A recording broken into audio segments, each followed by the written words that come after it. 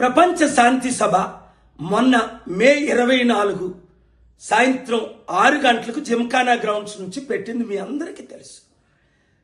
మే 20ని 21ని రేవంత్ రెడ్డి గారు ముఖ్యమంత్రిగా హోమ్ మినిస్టర్గా ఆ పర్మిషన్ ఇవ్వని క్యాన్సిల్ చేయించారు పోలీసుల ద్వారా.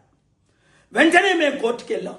21 11 సార్లు రేవంత్ రెడ్డి గారు టీంతో మాట్లాడినప్పటికీ పర్మిషన్ ఇవ్వలేదు. నేను చెప్పాను, దేవుని శాంతి సభను ఆపితే దేవుని కోపం మీ మీదకి వస్తుందని 20ని మీడియాలో చెప్పాను, 21 వాళ్ళకి చెప్పాను.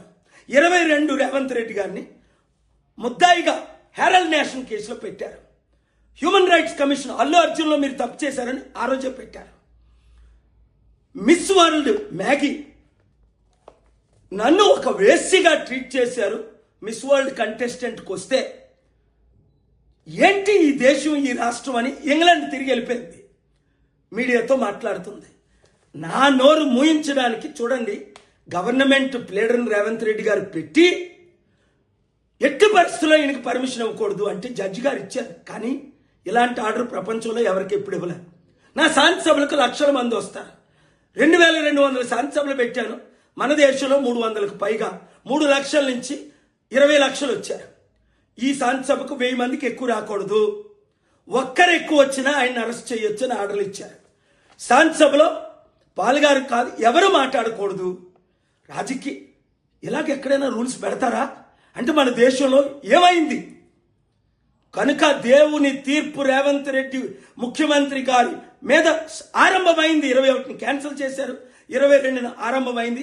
30 రోజుల్లో ఆయన మారకపోతే, ఆయన మారాలని ప్రార్థించండి. నాకు ఒక తమ్ముడుగా ట్రీట్ చేశారు. మారకపోతే దేవుని శాంతి సభను అడిగినందుకు 1000 మంది కంటే ఎక్కువ రాకూడదు అన్నందుకు అప్పుడు నేను అన్నా, ప్రభువా 1000 మంది వచ్చేస్తారు కదా, 26,000 మంది ఆ గ్రౌండ్లో పడతారు కదా, వర్షమైనా పంపించిన ఆయన. దేవుడు వర్షాన్ని 7 గంటలకు మీటింగ్ పర్మిషన్ ఇస్తూ 6:45కి పంపాడు. కనుక 1000 మంది కంటే ఎక్కువ రాలేదు. నన్ను అరెస్ట్ చేయడమా, నాకు శాంతిని అడ్డుకోవడమా, దొంగలకి దోచుకున్నోళ్ళకి రాజకీయ నాయకులకి పర్మిషన్లు ఇవ్వడమా, ఒకరినొకరు తిట్టుకోవడమా? 100,000 కోట్లు ఖర్చు పెట్టి ఈ సమిట్లు ఈ మిస్ వరల్డ్ వలన ₹1 లాభం జరుగుతుందా? కంపెనీలు వస్తున్నాయా? ఉద్యోగాలు వస్తున్నాయా? పేదలకు ఏమైనా న్యాయం జరుగుతుందా? మారాలి, మనమే మార్చాలి. ఈ వీడియో ప్రతి ఒక్కరికి షేర్ చేయండి.